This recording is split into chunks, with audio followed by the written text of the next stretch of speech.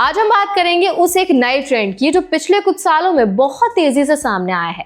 पहले भारतीयों के लिए विदेश जाना एक अचीवमेंट होता था, खुशी की बात होती थी। बेहतर पासपोर्ट, मजबूत करेंसी, ग्लोबल एक्सपोजर और सिक्योर फ्यूचर की तलाश में लाखों इंडियंस अपने घर छोड़कर दुनिया भर में चले गए। लेकिन अब कुछ बड़ा बदलाव हो रहा है। वही लोग जो कभी अपॉर्चुनिटी की तलाश में गए थे, आज घर लौटने की प्लानिंग कर रहे हैं। इसे आप कह सकते हैं द ग्रेट इंडियन घर वापसी।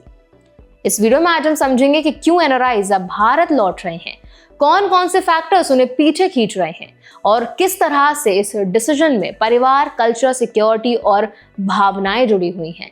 हम बात करेंगे H1B visa, anxiety, deportation fears, racism abroad और भारत में बेहतर इंफ्रास्ट्रक्चर और लाइफस्टाइल के पुल फैक्टर्स के बारे में। तो चलिए फिर जल्दी से स्टार्ट करते हैं वीडियो को। हाय, मेरा नाम है वर्षा दुबे और आप जो देख रहे हैं एनबीटी टेक एड पर। सबसे पहले बात करते हैं वीजा अनसर्टेनिटी और H1B नाइटमेयर की। H1B वीजा कभी अपॉर्चुनिटी का सिंबल था, लेकिन अब स्ट्रेस का कारण बन गया है। 2025 में H1B एप्लीकेशन फीस में बढ़ोतरी हुई, जिससे टेक कंपनीज ने हायरिंग कटबैक की और इंडियन प्रोफेशनल्स के लिए एक्सेस श्रिंक हो गया। यूएस में रहने वाले इंडियन प्रोफेशनल्स लगभग 72% H1B वीजा होल्डर्स हैं, इसीलिए कोई भी पॉलिसी शिफ्ट सीधे उन्हें अफेक्ट करता है। इसके अलावा सोशल मीडिया वेटिंग और स्ट्रिक्टर H4 वीजा रूल्स, लगातार रिशेड्यूलिंग ऑफ वीजा इंटरव्यूज ने भी चिंता बढ़ा दी है। कई एनआरआईज तो अब वैकेशंस लेने में भी हेजिटेट कर रहे हैं। डर यह है कि कहीं बाहर जाने के दौरान नए रेगुलेशंस आ जाएं और री एंट्री में मुश्किल ना हो जाए। H1B का मेजर ऑब्जेक्टिव 1990 के इमिग्रेशन एक्ट के तहत स्किल गैप फिल करना था, लेकिन अब ये पर्पस डाइल्यूट होने लगा है। ट्रंप एडमिनिस्ट्रेशन के नए एग्जीक्यूटिव ऑर्डर ने $1 लाख की एनुअल फी लागू कर दी, जिससे प्रोग्राम का प्रेशर और बढ़ गया। यही कई एनआरआईज के लिए इमोशनल ब्रेकिंग पॉइंट बन गया।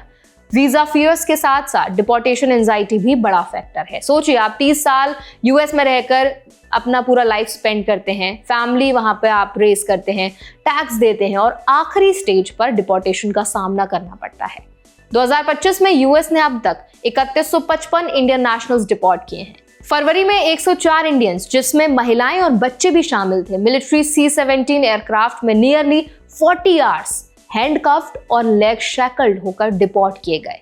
वीडियो में दिखाया गया कि डिपोर्टीज को बेसिक ह्यूमन नेसेसिटीज नहीं दी गई, बाथरूम एक्सेस डिनाइड हुआ, मील्स और मेडिकल केयर प्रॉपर नहीं मिला। इन विजुअलाइजेशंस ने इंडियन कम्युनिटीज में गहरी चिंता पैदा कर दी। इसके अलावा रेसिज्म और लोनलीनेस भी एनआरआईज को पीछे खींच रही है।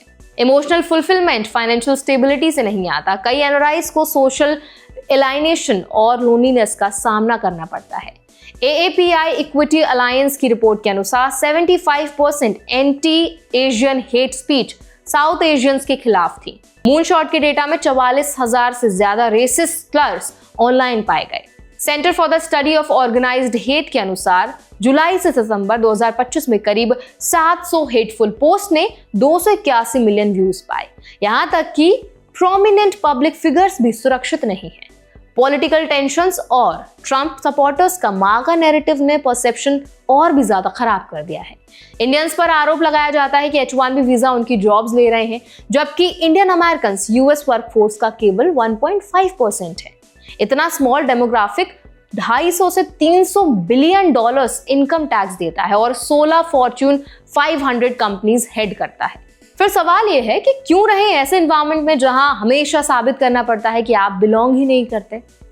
अब आते हैं फैमिली, कल्चर और बिलोंगिंग पर। द ग्रेट इंडियन वापसी की सबसे बड़ी वजह है परिवार। इंडिया का family centre cultures, festivals, weddings, everyday conversations और शेयर्ड मील्स विदेश में नहीं मिलते। पेरेंट्स को एजिंग फैमिली मेंबर्स से दूर रहना भारी पड़ता है।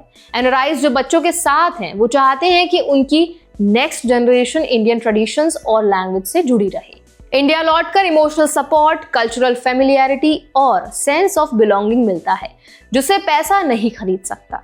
गवर्नमेंट इनिशिएटिव्स ने भी इस ट्रेडिशन को आसान बनाया है।